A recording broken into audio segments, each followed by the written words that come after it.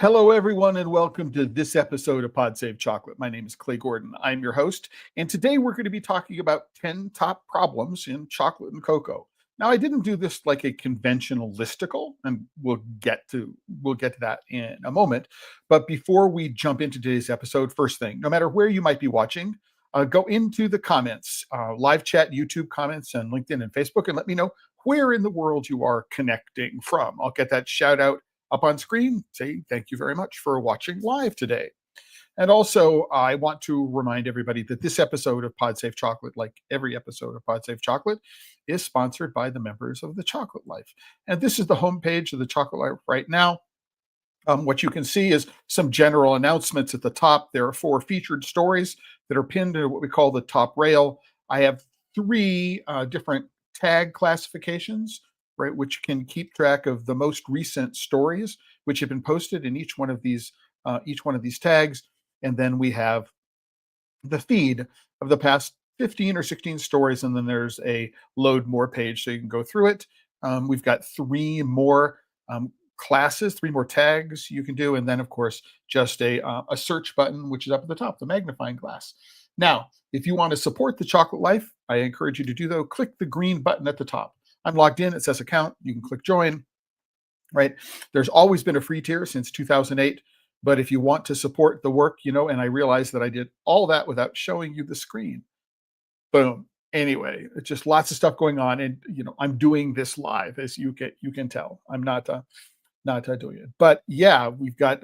I described what was going on in the homepage, right, and then click the green button at the top, and you can click and join the Chocolate Life. There's always a free tier. There's a free membership level, but if you have the resources and want consulting or coaching hours, the easiest and least expensive way to get coaching and consulting is to become a premium member at the TCL leader or above level, right? So either 1, 2, or 3 hours a year are included with those subscription levels at a significant discount. Right now, for every episode of Pod Save Chocolate, I create a post, and today's topic is 10 top problems facing chocolate today. And here's the post for today's episode, right? And you can scroll down in the post, and it gives you a run of show. This is going to be the order in which I do things. I talk about things. I don't do a specific script for every episode. So every word, I'm not reading from some sort of teleprompter app above me. I am doing this live. And so what I want to do is I'm just going to check something here really, really quickly. Did I update the links on these buttons? I did. So yay. Right. So this is historically, you can go to the archive of episodes on the Chocolate Life, and you can click on that. This is the link to YouTube. This is the link to LinkedIn if you, for some reason, want to join me there. And also there's a link to watch for the next 30 days on Facebook. So today, I wanted to create a top 10 list or a 10 top list. And what does that mean? What does it mean to create a top 10 list? So sometimes these are called listicles. It'll say fact number 1, and it'll give you the fact, and there may or may not be much explanation. Maybe there's a quick image or video or something like that. And it's not really a deep dive. It's not really a deep dive into the question. And what I wanted to do is do a deep dive into the question. But what I did for today's episode is similar to what it is that I've done for some recent episode, is I am learning how to use large language models. I'm learning how to generate prompts, which are going to go and query the large language models. So I might be using ChatGPT, I could be using Gemini, I could be using Claude, I might be using Anthropic. I've got a bunch of different large language models that I can query. And I'm trying to understand which one of these is better, number 1, for achieving different kinds of results. And then number 2 is, how can I write better prompts? So one of the things that I bring to a generic prompt, I could go to ChatGPT and say, give me top 10 problems in chocolate, right? Or you could do that, right? But what my prompts have got is they've got more of me in them, and they got more of my background and my history in them. And I'm learning to refine and fine tune the prompts so that they're doing a much better job at being able to return interesting information. Now, I also want to point out that I'm going to get rid of this overlay, and say that you can follow along on another device, right? So you might be watching this on a computer, but if you wanted to follow along, you could do a capture of the QR code that's on your screen right now, and it will take you to this post on the Chocolate Life on another device. So you don't have to worry about what the URLs are. Anyway, so having gotten that, and it doesn't obscure as much of what we're watching. So I just wanted to remind everybody of that. So what it is that I'm doing is I'm using the large language model and asking them questions, and then I am building a series of prompts. So I have an initial question, then I run it through a summary prompt, then I run it through an explainer prompt, and then I run it through an analysis prompt, and then I run it through a fact check prompt. And so I have this series of prompts that I run whenever it is that I ask a question. And then I start out with, for the most part, a fairly targeted question. And I will always ask two or more LLMs this question. And then what I'll do is I will combine all of the results from both of them and then run the summary, explain, analyze, and fact check against the summary.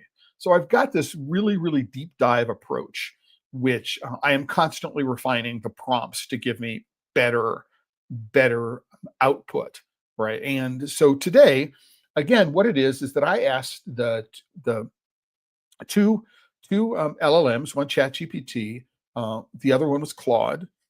What are the top 10 problems in chocolate and cocoa today that are faced by cocoa producers, chocolate makers, confectioners, and consumers? Literally, that was the prompt, right? That I asked the question. Right. And so I did get different responses from both of them. And then I did run them through this pipeline of prompts that I do: summarize, explain, analyze, and fact check, is the order in which I run them. Right. And because there is memory within a chat, right, I can be sure that the engine is in fact maintaining context within the chat. So that's really, really important as well. But there's a memory feature, especially in the browser that I use for the most part, which is Dia.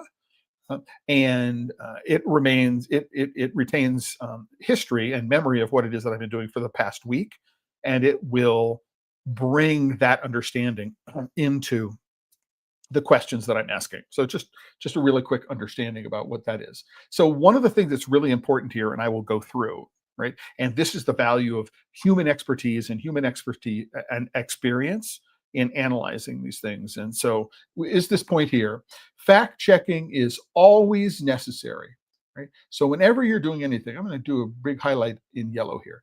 Fact checking is always necessary, right? As is close reading for missing nuance and connections. These are the things that humans are really good at.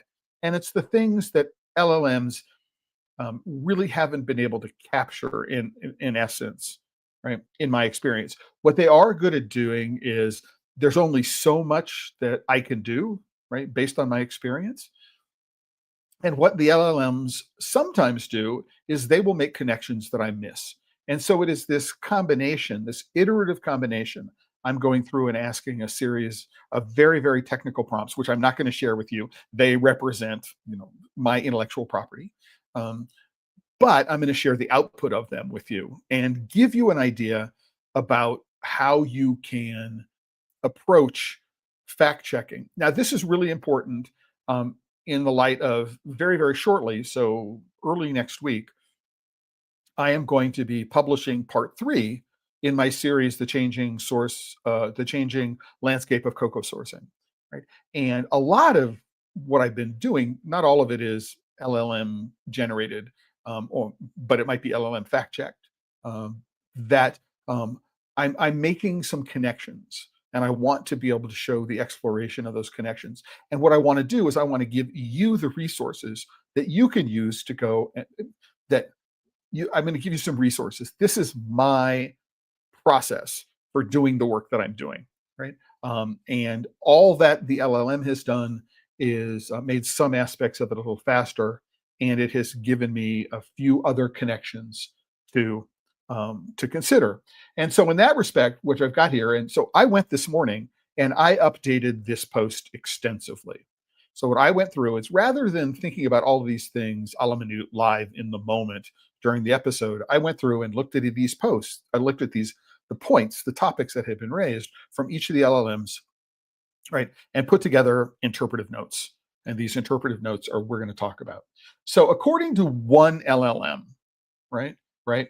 The top 10 issues are climate change and crop vulnerability, supply chain volatility and price spikes, poverty, child labor, aging trees, disease and pests, deforestation, lack of traceability and transparency, processing and infrastructure challenges, and consumer expectations versus reality. So, according to one LLM, these are the top 10 challenges that are facing chocolate and cocoa today, right? And I could have just taken these as a straight listicle and taken them at face value, but that's not the way I do things around here at the Chocolate Life.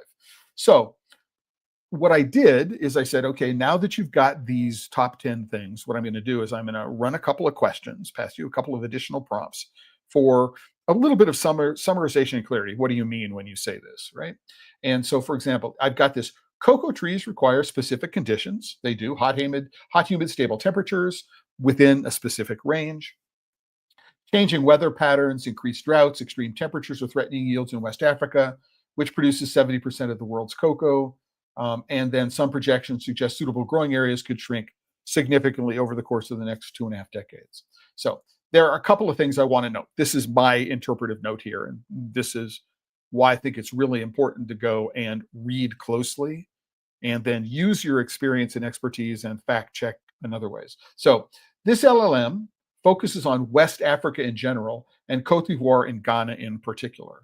If we were to go and look at the total amount of cocoa which is grown in the cocoa belt, and so we're including Cameroon, Nigeria, Liberia, Togo, Cote d'Ivoire, Ghana, Sierra Leone, right? It's probably more than 80% of the world's cocoa is grown in the cocoa belt in West Africa. And one of the things in both of the LLMs that I asked this question to is they focus specifically, almost exclusively, on Cote d'Ivoire and Ghana. So this is going to introduce a bias into all of its responses to all of the other questions that it gives. So that's important to know. We detected a bias on West Africa. Don't these things happen? Don't these issues about weather patterns, increased droughts, and extreme temperatures, right, also affect things in cocoa producing countries in Latin America? The answer is absolutely they do. And so from now on, we should be primed to look at, oh, all right, their focus is on West Africa. Is this generalized across the world, right? Or is it only specific to West Africa? So number one thing we need to think of, right? So I made the point. Thus, the reporting is incomplete and there are going to be biases that need further investigation. Really important point. It's not wrong. Climate change does lead to crop vulnerability. It's not wrong, right?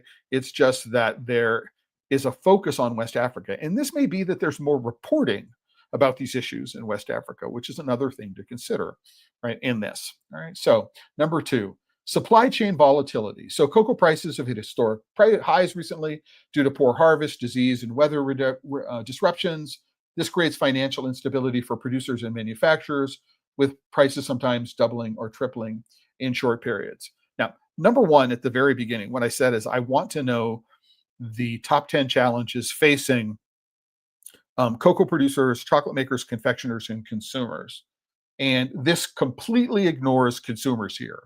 What does supply chain volatility and price spikes do for consumers, right?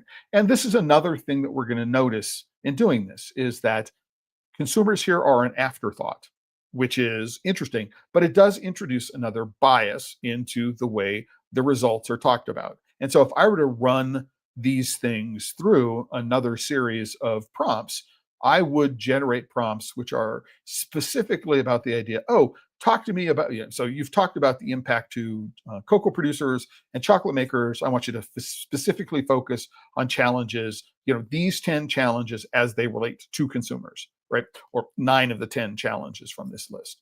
So we've noticed a bias, and what this bias can do is give us an idea about other prompts we might write in order to be able to flesh out some of the issues that are associated here. So again, this is the process that I go through in doing this, right? So the majority of cocoa farmers live below the farming poverty line earning less than $1 to $2 per day. This makes it difficult to invest in better farming practices, education, or diversification, perpetuating a cycle of poverty. The answer is absolutely true, right? So the fact that a large percentage of cocoa farmers, right, are highly underpaid for the work that they do is a contributing factor to the cycle of poverty. I mean, so there is an explanation of this further down. I don't want to get into, but what I want to point here is that this $1 to $2 a day figure is old, right? And recently, within the last couple of weeks, both the Ivory Coast and Ghana, and I reported this at the recent News and AMA episode, both Cote d'Ivoire and Ghana raised the farm gate price of cocoa. And the particular one of them to 4,500 US dollars a ton, and the other one was either 46 or 4,800 US dollars a ton. And this was up considerably from the low 200 to low $2,000 a ton prior to the real spike in prices last year, right? And so this $1 to $2 a day figure, while might be accurate historically, and is one that is often quoted in living income reference price discussions, needs to be revisited. We can take it as historically true until the real spike in prices, but it's also more likely true in countries where the government controls prices. So in Ghana specifically, COCOBOD is setting the price, the farm gate price, and in a country like Ecuador, that the farmers know what the market price is, and there's no government telling them this is what the price of cocoa is. So the poverty among cocoa farmers is a real issue. But what happened here is this $1 to $2 per day statistic is needs to be revisited. That's all that I want to say here. And it represents, now we can ask a question about it. This may have been true prior to this time. What about now? Right. And I don't know there's enough data in the training model for it to do a good job. But if it starts going, I don't know the answer to that question, let me start doing some web searches. Right. You might find some answers to the question. And what's really important is to be able to go and capture the URLs of the resources that it's using.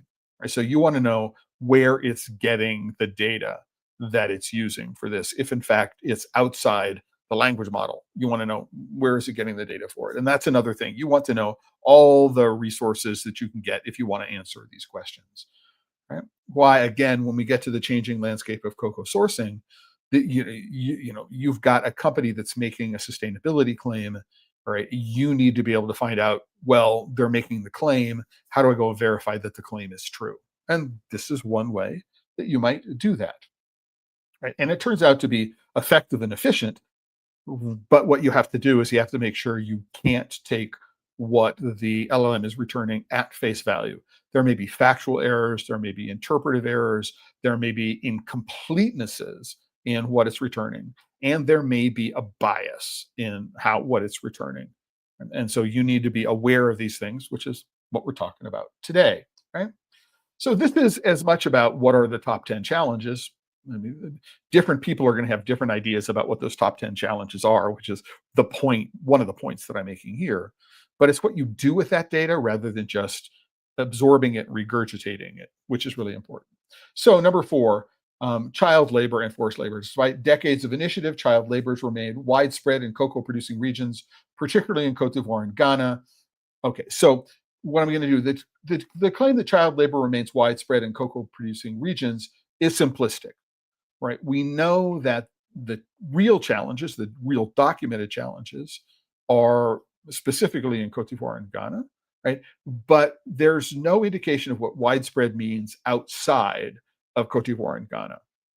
And so if I were to explore this topic a little more, what I would do is I would say, find me the sources of the data, right, behind the claim that, that child labor and forced labor remains widespread, is widespread today outside of Cote d'Ivoire and Ghana, right? There's no definition, as I said, for what widespread means, and forced labor is not unique to cocoa, which is another thing. It's like, okay, Might there be a company? Let's pick ecom as a company, for example.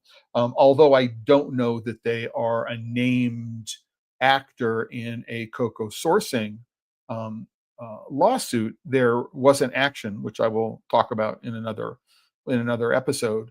There is a case where ecom acknowledged that they had been engaged in what the International Labor Organization would call illegal child labor in their cotton supply chain in Uzbekistan. And so, okay, so this is why child labor in cocoa needs to be contextualized, because it's not just in cocoa; it's in a lot of other places. So this is where, oh yeah, the response by the LLM may be technically accurate, but what is it leaving out? And again, it's doing high level summaries here. And so we can expect it to be incomplete. We can expect it to overlook some things, right? But you need to go through and read these things carefully. So aging trees and low productivity, right? Again, I've done interpretive notes for each one of these. Aging trees, diseases and pests, deforestation. Aging trees and low productivity and diseases and pests are related to each other, which is not a point that I made here. Aging trees become less healthy, perhaps, and less healthy trees are less able to fight off diseases and the threats from diseases and pests. So those are interrelated. It's not just older trees means lower productivity, right? It also means diseases and pests. And this is a cycle that goes back and forth. Diseases and pests contribute to lower productivity. And so are these separate challenges? Maybe, maybe not. I'll leave that for you to decide in the context of what you're trying to do, of the story that you're trying to tell. This is about critiquing what the LLMs tell me, not accepting what they tell me at face value. So deforestation is an issue, absolutely. But what they fail to address here is that EUDR talks about 7 agricultural um, commodities. So it talks about palm oil, soybeans, cocoa, coffee, timber, cattle, and I always forget what the 7th one is, right? But it turns out that cocoa specifically is a smaller contributor. Both palm oil and soy individually are about contribute roughly 3 times as much to deforestation as cocoa is. And so you do need to be aware, right, of that in order to be able to understand. Cocoa farming has been a significant contributor to deforestation in West Africa and other tropical regions. Now understanding. As farmers clear forests to plant new cocoa, this creates environmental damage and contributes to climate change, which then threatens cocoa itself. The true, but it lacks the nuance and context, right? So I might ask this: oh, what percent? What are the other agricultural commodities which are covered by the EUDR, and what percentage? How do they contribute to deforestation compared with cocoa? Would be a good follow-up question of this. And one of the great things about this is, again, what I can do is I can force it to say, cite your sources for this, right? I would definitely add that to a prompt if it's not already there, right? List the sources in your responses. Would be a good way to go and do that, which you can then go, oh, fact check the sources, right? Which would be an easy thing to do if you have a prompt about fact checking, which I do, right? So lack of traceability and transparency, it sort of hedges. Many manufacturers struggle. I would say most manufacturers struggle, right, to verify their supply chains are free from deforestation or labor issues, especially if you use most to say, oh, I don't want, let's take a look at 300 companies. It's like, okay, which 20 companies really contribute are the largest players in this market? If you were to take this many and then don't equivocate it, right? Don't try to soften it. Then it's a different way of thinking about it. And again, you can say, when you could go back and say, you say many manufacturers here, give me a list of manufacturers, right, to talk about. It's a great way to think about what are the questions that I might ask this. And it's in written format and it's summarized, and you can go and do this, and then you can take the output and plug it into a document that you're putting together for this.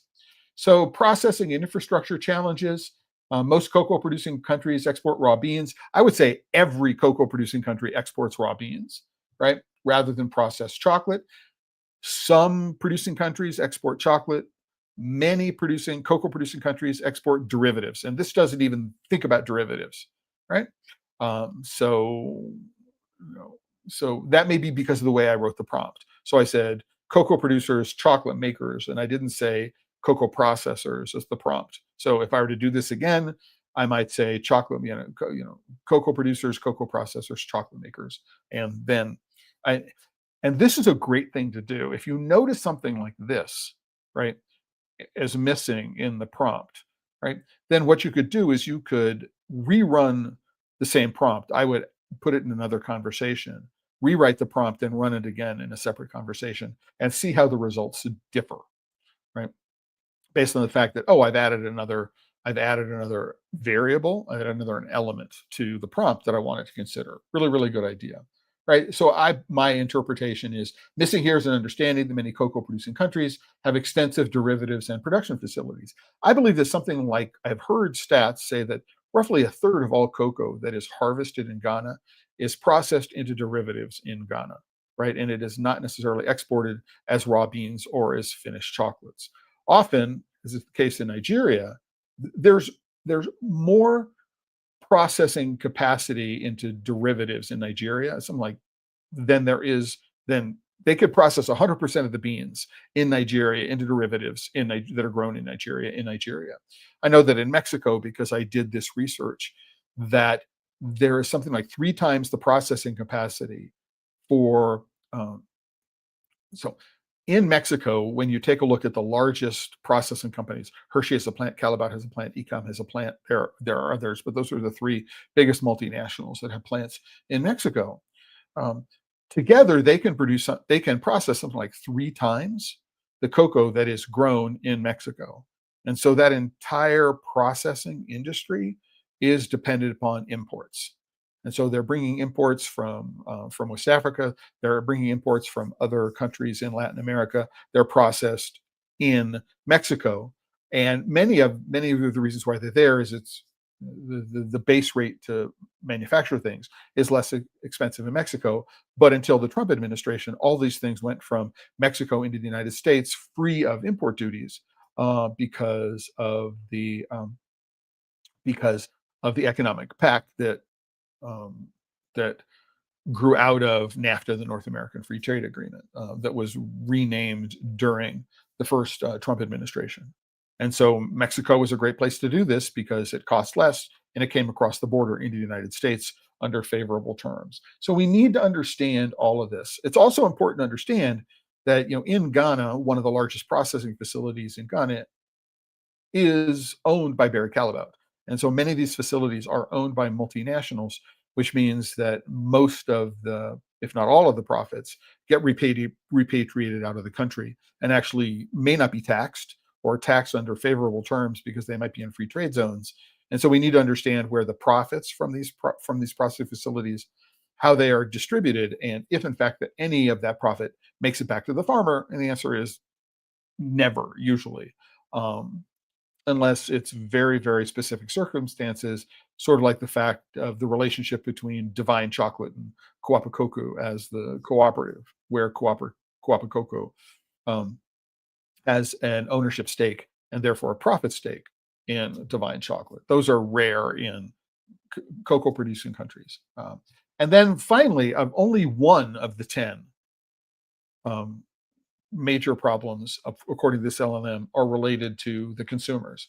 So chocolate lovers increasingly want ethical, sustainable, high quality chocolate at affordable prices, a combination that's difficult to deliver given the realities of cocoa production, creating a tension between consumer demands, fair pricing for farmers, and business viability for manufacturers.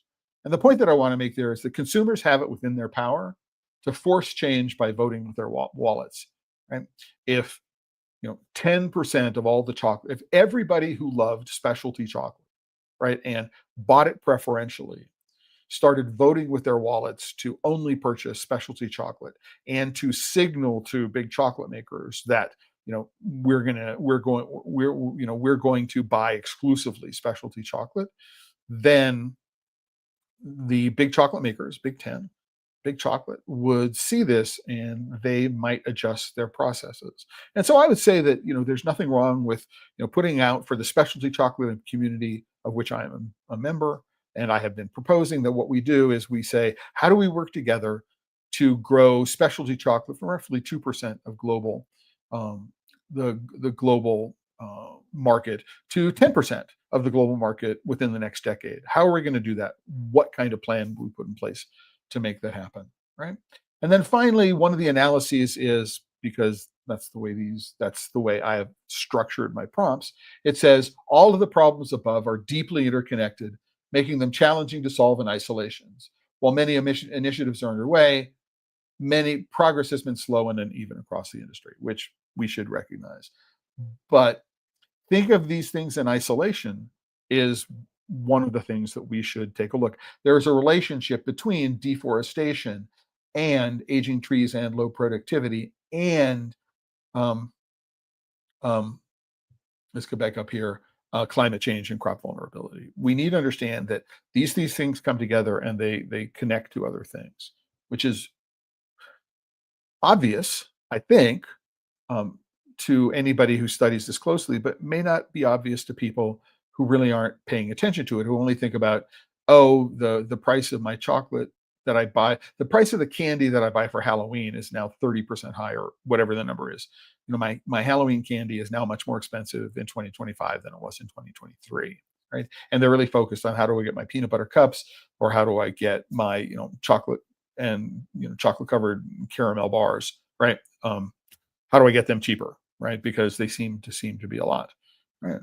Hey, I want to give a quick shout out to Mary or Mari. Thank you very much for the thank you. Where in the world are you connecting from today? I would really like to know. I can't tell just from that, but thank you very much. And if you have any comment or question you'd like to also post, let me know. I'll get it up on screen and I will do my best to answer it. So that was one LLM. We spent half of the hour talking about one LLM. So hopefully the second list of challenges will be a little faster, but I can't guarantee. So climate instability, yeah, that's related to one up above. Epidemics, that would be the diseases and pests, right? Although it specifically mentions CSSV, which is cocoa swollen shoot virus, which is specific to West Africa. Again, there's this focus on West Africa in both of the LLMs, which is something that needs to be addressed in the way prompts are constructed if I were to rerun this entire exercise. It doesn't talk, for example, about witch's broom, which is much more prevalent in the Americas than it is in Africa. And also, there's another thing to consider. It's not something that is necessarily I would expect as a response from this, but there is no inherited genetic resistance to cocoa swollen shoot virus in the Americas. And I would guess that reciprocally, there is no inherited genetic resistance or very low inherited genetic resistance to witch's broom in West Africa. So one of the reasons why we have to be incredibly careful about quarantining germplasm that gets taken from one country to another country or from, one part of the world to another part of the world is in fact, if you were to take CSSV and bring it into the Americas, there's no way of knowing how crops would be devastated. And the same thing is true if we were to do witch's broom into West Africa.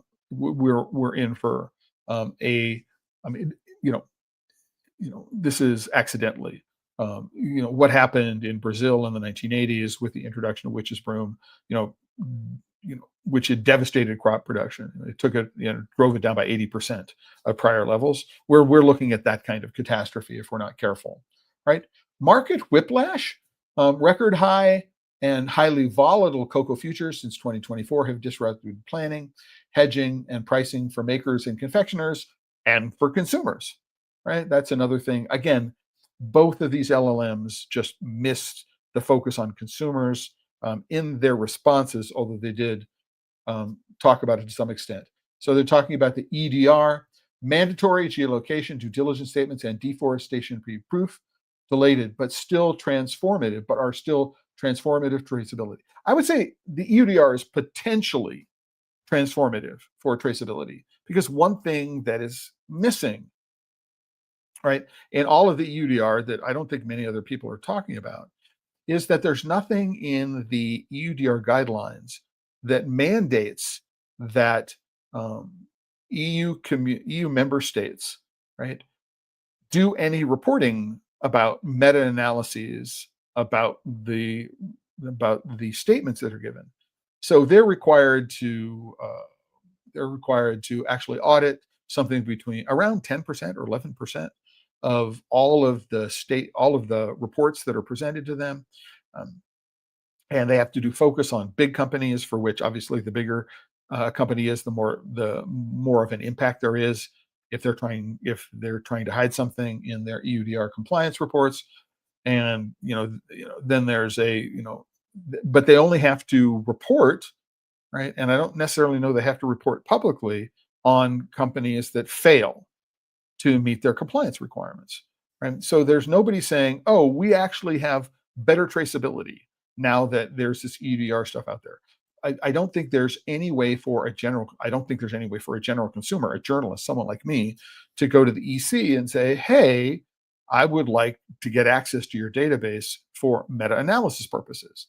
Um, which is a complete and total mistake, right? And as far as I'm concerned, is if we've got the data, making the data available to researchers is incredibly important. So maybe, maybe if I'm at Wageningen University or someplace, Penn State University, which here in the US where there's this, giant cocoa research program, maybe I might be able to get access to it. But this data set, right, has an insane amount of value.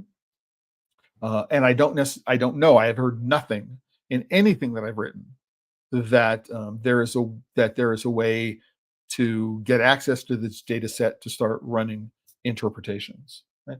And, even at the member state level or at the collective level. So, which I think is a loss, and it's something that needed to have been considered at the very beginning while these systems were in development, and they obviously haven't been. So we need to be careful there. All right. So the EUDR is potentially transformative for traceability. It is not in and of itself transformative for traceability.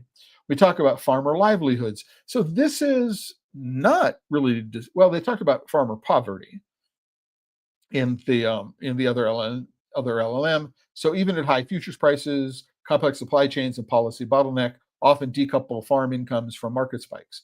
So policy bottlenecks. So the interpretation doesn't mention the contributions that governments, for example, COCOBOT in Ghana, make in price fixing, right? So decoupling um, uh, farm incomes from market spikes. Really important to understand that. And I noticed I got a couple of typos in here that I have to go back and fix. Nothing that affects the content. All right.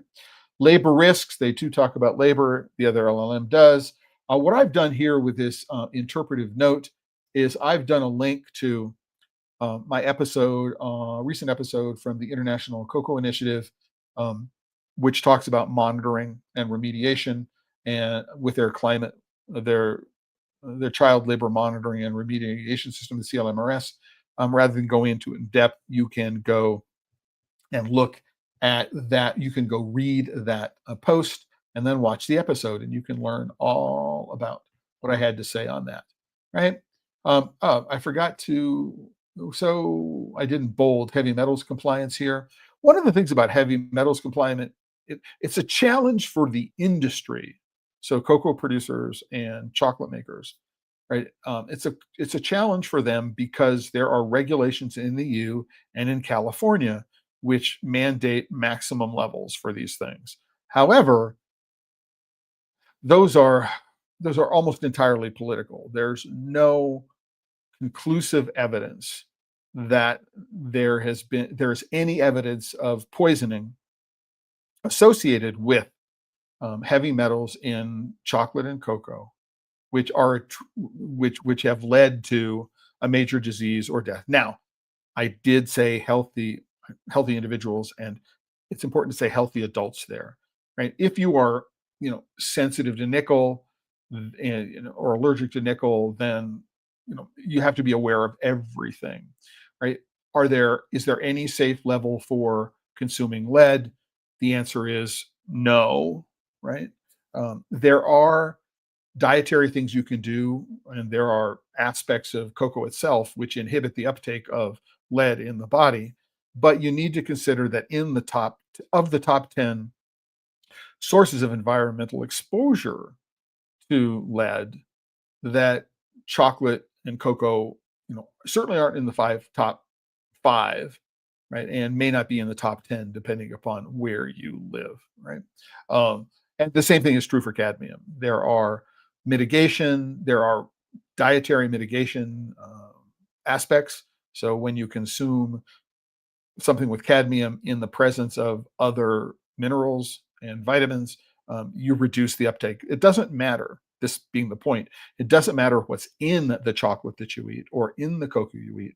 What matters is what is retained by the body, metabolized and retained by the body, right? And this is something that is missing from most interpretations here. But heavy metals compliance is huge for industry because they have to be aware of the regulations. And apart from white chocolate not being chocolate, this whole notion of chocolate is deadly because it contains heavy metals. And so therefore, what chocolate can I buy has the lowest level of heavy metals is maybe the second most common question I see getting asked. So it is important in that respect, right? Input and logistics costs, rising energy, packaging and shipping costs, stack atop cocoa price spikes, right? But again, there's no understanding of the impact on consumers here, which is what we want, even though consumers were expressly asked for in the prompt. And again, this is where you'd go, oh, tell me about this with respect to the impact on consumers.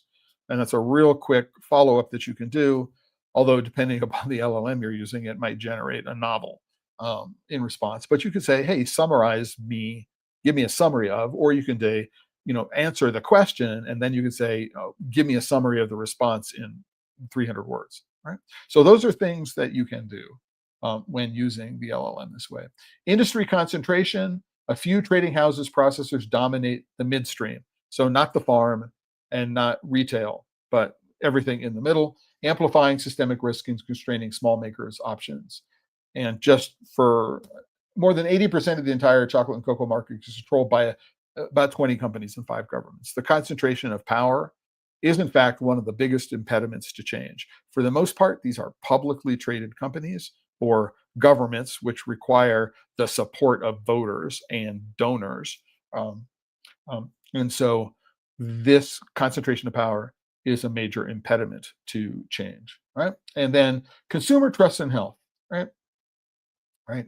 One of the things it says, so UPF, ultra processed foods, right? Again, of the 10 things, only one of these things is directly related to consumers. And I don't understand why the LLM said of all the things they're consumed. Listen, you could rewrite the prompt. And so rather than say cocoa producers, chocolate makers, confectioners, consumers, put consumers first and see if it generated the same response. I don't think it will, right? Because it might be assuming that there's a decreasing order of importance. And if I were to run this prompt again, I would say, okay, all of these 4 market segments, and I'm about to add a 5th, cocoa processing, are, treat them equally. One is not important, the other, and then show me the relationships between the two. It would be a great way to go and take the prompt and make it more powerful for you, having gone through this analysis, right? So, and then what I did is I said, let me go to one of the LLMs. I believe I used Claude for this, not ChatGPT, right? And I said, I took all the lists from both of the 2 LLMs. I put them into one document, right? No, I actually have each of them separated into different documents. And I said, go through and compare the 2 lists, right? So tell me what you can about them. And this is where LLMs actually make your research job easy, because you trying to do this manually is going to be really challenging. Again, don't rely on the results, right? You do need to fact check results. You do need to go through them and look at them and see what's going on. But what it says, there are some high overlap themes between the 2 documents, right? So climate change, In one, it talks about climate instability. In the other, it's an interesting difference in framing. You can use that perhaps. Both flag weather-driven yield risks and shrinking suitability is an interesting use of terms. So I would, if I were to use this, I would think about what suitability meant and rewrite it. Disease and pests versus epidemics, right? Both highlight CSUV, black pod borers. Um, so, um, so again, the focus on West Africa, nothing about the Americas is again a something that we'll see is a lack in, well, is a focus on both of them is West Africa with very little mention of other cocoa producing regions.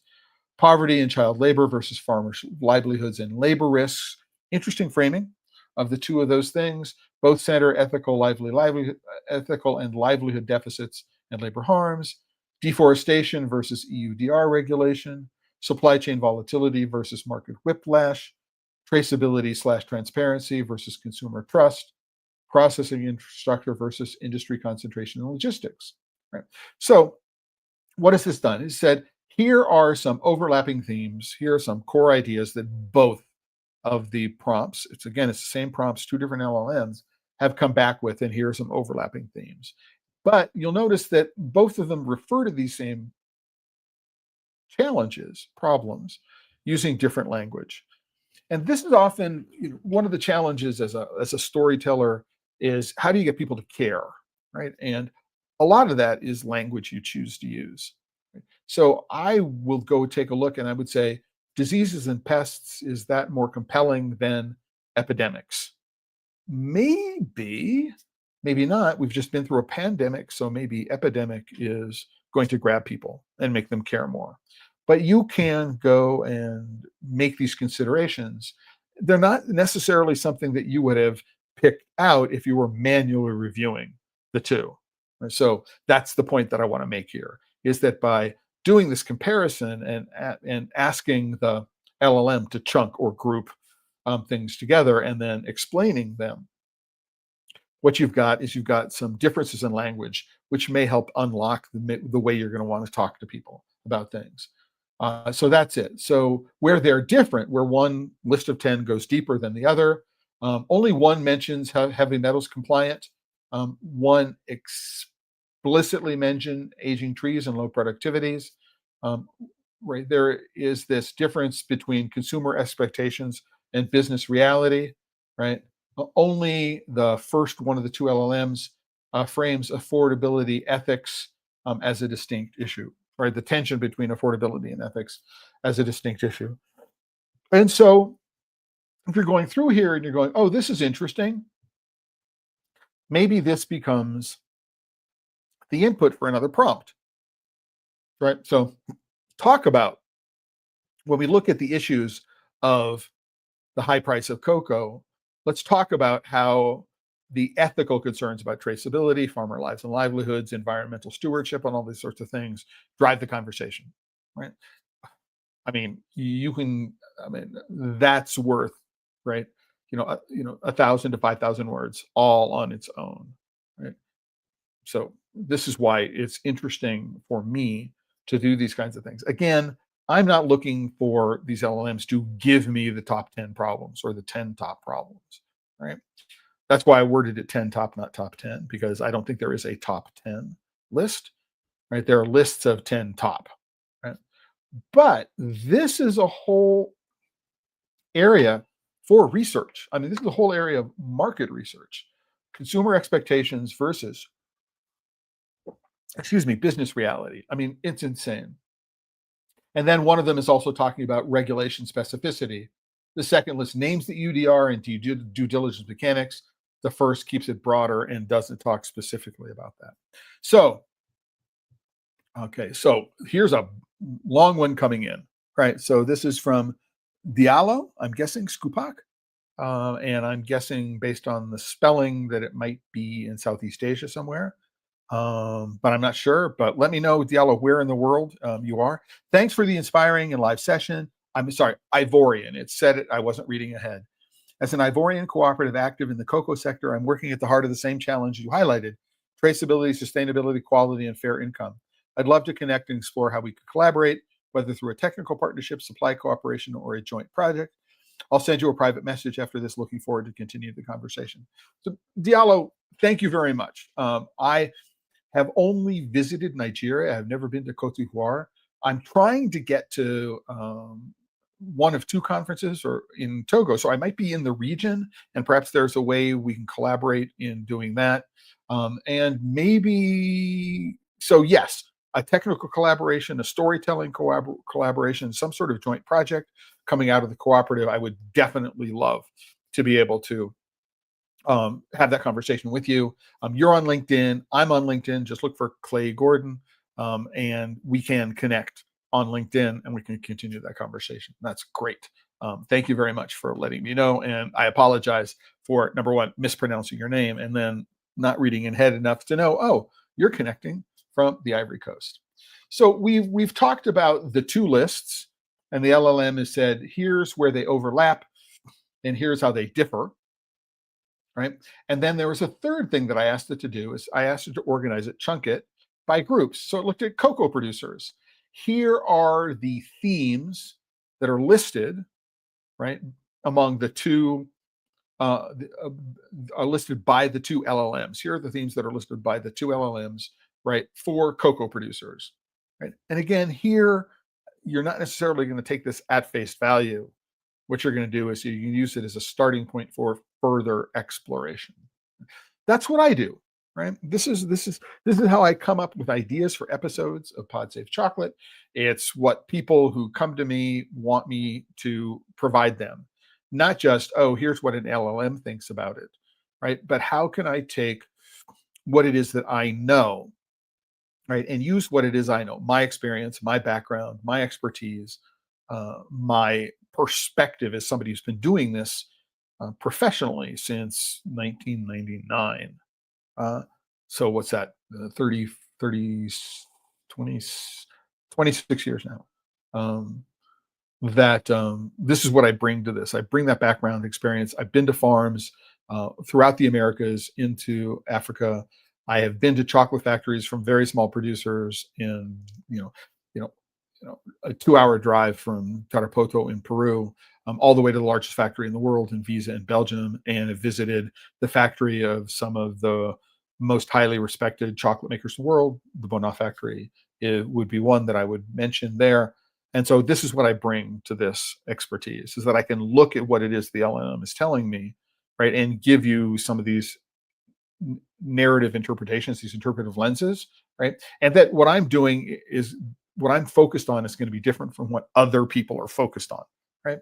And so when working with someone to ask a specific question, it's like, what kind of questions do you want answered? What kind of responses are you looking for? Are you looking for something that could drive policy? Are you looking for something that will help you tell stories to your customers? And all of those kinds of things together are going to influence the way I approach answering these questions.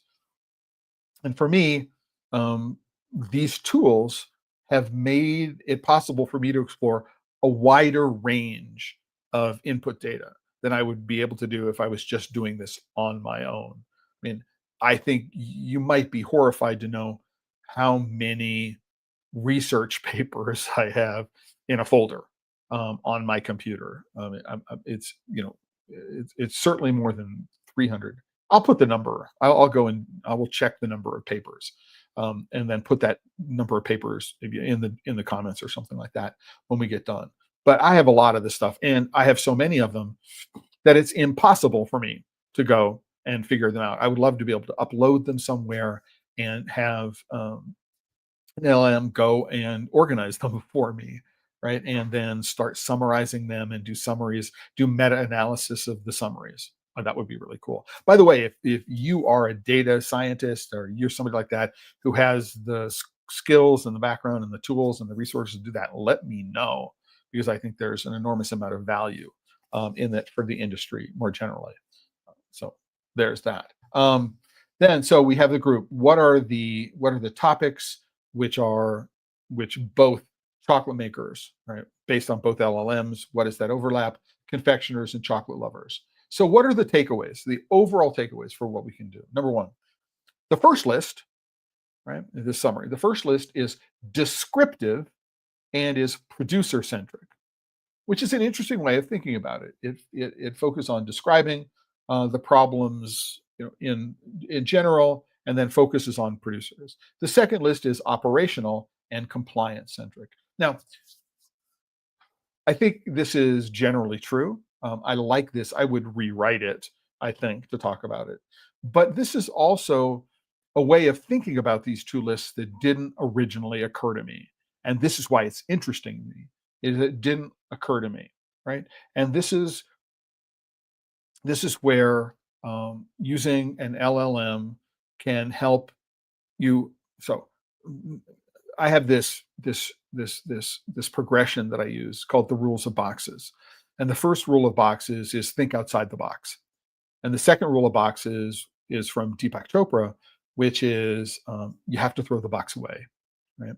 It's not enough to think outside the box. You have to throw the box away. And the third, which is my contribution to this, is it's not enough to think outside the box or throw the box away. You need to forget what boxes are, right? Which is your assumptions are going to get in the way of your thinking, right? So you can't get away from the fundamental axioms that you take for granted, and then the assumptions built on top of those axioms that drive your thinking, right? And so you have to go and, number one, like, examine them on a regular basis. You have to go and say, is this true? Is this true? Is this true? It's like that 1 to 2% of income thing. After the price rise at the farm gate in Cote d'Ivoire and Ghana, which is setting a floor. I mean, the whatever people are saying about the long-term global price of cocoa is going to be above $4,500 a metric ton, right? Just because that's the farm gate price in West Africa. And I don't think that the market is going to go below $4,500 a ton, lowering the farm gate price. I don't think mechanically that works. Right? Once you've raised the price there, I don't think you can lower the price at the farm gate. I think there would be a huge stir and cry if that happened. Um, but what I'm looking for is I'm looking for ideas that I haven't thought of. Right? I'm looking for connections because I'm into this so close, and it's what I think about all the time. Right? What are some other ideas? Where can I be surprised? Right? And this comes from very, very early on, right, in my experience. So I grew up around computers. My father was involved in the computer industry since the 1950s. He'd been involved in information management technology. He worked with a guy called Doug Engelbart, who built a Memex, which is called Augment, which was based on a 1937 article in Atlantic Monthly by the science advisor to the president at the time, Vannevar Bush, called As We May Think. Doug, among other things, invented the computer mouse, and is widely believed to have invented the hyperlink, even though he didn't call it the hyperlink or hypertext. That would be been something that was coined by Ted Nelson later on, right? But this whole idea of serendipity, which is what I'm talking about, right? If you're doing an information management system, how do you create something that will surprise you? I'm doing a search result and you're going, oh my gosh, it never occurred to me to think about that, or that question never occurred to me, right? This is where I am constantly surprised by LLMs. This notion that there is such a thing as serendipity. These things aren't conscious; they're not really thinking, right?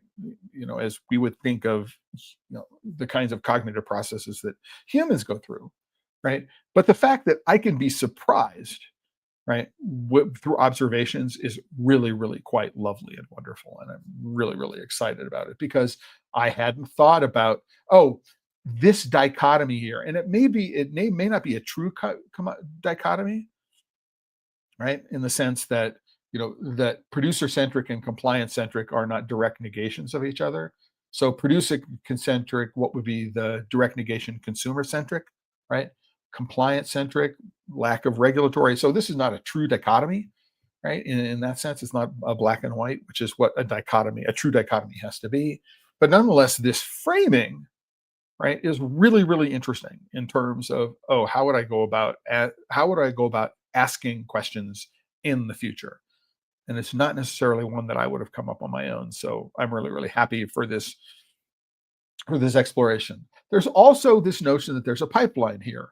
On-farm shocks lead to midstream constraints and rules, leads to downstream reformulation and messaging, lead to consumer trust. And then there's an inverse here, which says around messaging, improper messaging, right, right, leads to reduced consumer trust. Anyway, I hope you found this interesting. Diallo, I'm glad that you found it interesting. But this entire exploration for me is incredibly important and incredibly valuable. And so I hope you don't mind that I'm going to continue to go doing this. One of the things I can tell you that I am going to be doing with these things is I'm going to be taking the documents that I generate and the text from these podcasts, right? And I'm going to be mushing them together using the same sort of LLM techniques that I've been talking about, the same sort of prompts. And so I'm going to be generating short books under 50 pages, right? Which summarize all of these kinds of things. They'll be available as EPUBs. Some of them will be available as printable on demand so that you can have these books and you can work on them or you can use them together. And another thing that I might consider is could we do, I'm open to the idea of offering online webinars where we can talk about how do I help you create prompts that will help you answer these questions for yourself. But that's for a future day. This coming Tuesday on PodSafe Chocolate. Let's grab this. This coming Tuesday on PodSafe Chocolate, let's scroll all the way down because it's there. Tuesday, October 14th, I'm going to have a preview episode with Dustin Cornett, who's the founder and organizer of the Craft Chocolate Challenge. He's also the founder and organizer of the Midwest Craft Chocolate Festival. This coming Tuesday, we're going to be doing a preview episode of the Midwest Craft Chocolate Festival. The festival itself is the 21st, 22nd of November. It's the weekend before Thanksgiving here in the United States. If you live in the Midwest, you love chocolate, you should be there, right? I think it's probably the most interesting festival in the region. On Friday, October 17th, which is a week from today, I'm going to be doing the fourth part, of my 4-part series, The Changing Landscape of Cacao Sourcing. I'm going to be posting the third part early next week, on Monday or Tuesday of next week. So in advance of all that kind of stuff. So you'll have a chance to read all 4 episodes, all 4 posts before we get to the live episode, which is going to be a summary of those things. And then a week from Tuesday, starting an hour later than normal, I'm going to be having an interview and tasting with Tandy Pearson of Embers Chocolate. So Tandy is doing something really, really interesting. I think she's opening up an expanded retail concept in Phoenix now, right? So we're talking about one of the most challenging economic environments, politically and economically, we've seen since the 1960s, probably. And she's making a real interesting commitment. And we're also going to be doing a tasting of her new products for the holiday season. And that's what's coming up on PodSafe Chocolate. So I hope you'll be here for many of those episodes. And I want to close out by saying this episode of PodSafe Chocolate, like every episode of PodSafe Chocolate, is sponsored by members of The Chocolate Life. And if you're not a member, please go and click on the green account button. If you're not logged in, it'll say join. There's always a free membership tier. If you have the resources to support what it is that I'm doing financially, I'm not taking network advertising. I don't have a Patreon. All of the money that is used to support PodSafe Chocolate comes from the members of The Chocolate Life, which help me keep the lights on and keep The Chocolate Life going. And with that, I want to wish everybody really a great weekend to everyone. I hope you do. I hope I'll see you next week for the next couple of episodes. And I want to end with a reminder, as I do for every episode. If you're working with chocolate and you are not having fun, you're doing it wrong. Until the next time, everybody, ciao.